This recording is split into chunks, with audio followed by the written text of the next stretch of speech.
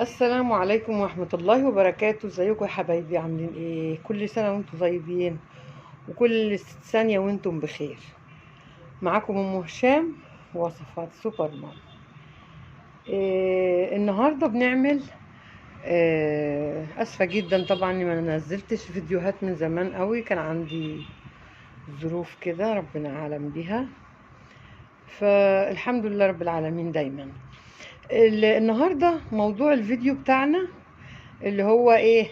طبعا الغلاء اللي احنا فيه ده يعني لازم نستعين بيه، نستعين بالله طبعا على قضاء حوائجنا كلها طبعا، وبنسمي ونصلي على الرسول عليه افضل الصلاة والسلام.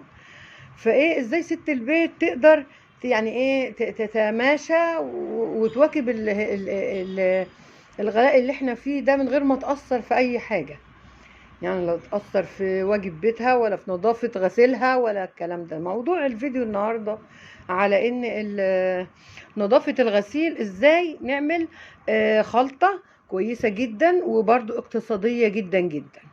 زي ما انتم شايفين كده، طبعا احنا ايه بنستعين بالله طبعا. اللهم صل وسلم وبارك عليك يا رسول الله.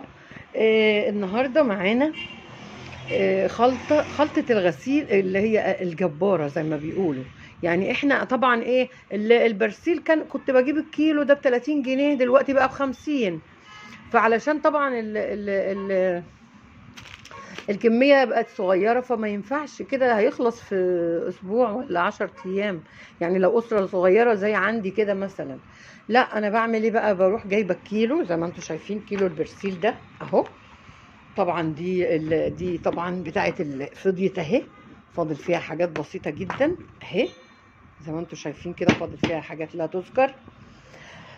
بجيب الكيلو البرسيل، كيلو ب50 زي ما اتفقنا. وبجيب اللي هو الفل او الحاجات اللي هي الايه، اللي هي مش مركزة قوي في النظافة، بس ايه بسم الله ما شاء الله بقت ايه. هي كمان كانت الكيلو ب10 جنيه ب15 جنيه، جايباه ب20 جنيه الكيلو النهارده.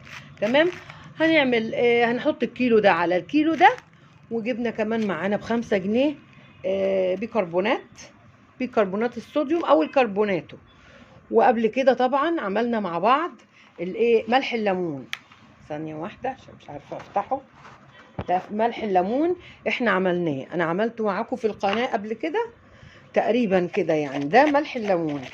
ملح الليمون سهل جدا ان انت تعمليه في البيت عشان هو بيبيعوه غالي قوي دلوقتي. انت بتجيبي الملح وبتنشريه على حاجة كده ينشف، وبتجيبي قطرات من الليمون، بتعصري ليمونتين 3 وترشرشي كده وتسيبيه ينشف. ترشرشي كده على الليمون وتسيبيه ينشف في مكان يعني له شمس ولا هواء متغير، يعني الهواء يبقى متغير فيه يعني عشان ينشف. تاني يوم هتلاقيه نشف كده وبقى ايه زي ما يكون صخور كده، لمسته بتبقى ايه خشنه يعني كده. كده بقى ملح ليمون. هعمل لكم ان شاء الله فيديو للتذكره في الحاجه اللي زي دي. تمام. خليكم معايا يلا عشان هوريكم هنعمل ايه وايه. تمام. مع بعض يا حبايبي هنعمل الخلطة مع بعضينا. طبعا كيلو البرسيل اهو عشان يكفي بقى ويقعد فترة كبيرة. حتى النوع ده جميل قوي بتاع اللي نازل المرة دي، اللافندر، بعطر اللافندر، نظافة عميقة مضاد للبهتات. البرسيل انصحكم بيه صراحة اهو. هنحط كله على كله كده. وده ملح الليمون اللي عملناه شوية كده. هما انا هعمل تاني فايه يا دوب هم. والبيكربونات بتاعتنا اهي ب5 جنيه. هيخلي لك بسم الله الرحمن الرحيم. خلي شويه عشان ايه متحطهمش كلهم. وده الحاجه الثالثه طبعا اللي احنا ايه، ده الفل اللي هو العادي اللي هو بالكيلو العادي خالص كده. كده بقى زي ما انتم شايفين قربنا نملى ايه الحاجات. معلقه بقى ولا حاجه هنضرب كده اللي فوق تحت واللي تحت فوق وكده. انا بحب اعمل كل حاجه بايديا الصراحه. بسم الله الرحمن الرحيم. اللهم صل وسلم وبارك عليك يا حبيبي يا رسول الله. نقلب اللي تحت فوق واللي فوق تحت كده، نطمن ان كله بقى كويس. ومعانا طبعا العيار اللي بنعاير بيه. تيجي تاخدي مثلا 1 2 3 تمام. العيار بقى زي ما انت عايزه، دي ده حريه شخصيه. تمام. فكده ايه زي ما انتم شايفين كده اتملى اهو، قرب يتملي وهيقعد معاكي كتير. والفكره دي اقتصاديه 100% طبعا.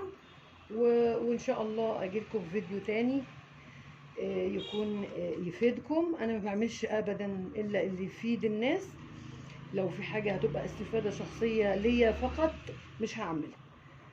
دمتم معايا ان شاء الله، معاكم هشام وصفات سوبر ماما، والسلام عليكم ورحمه الله وبركاته.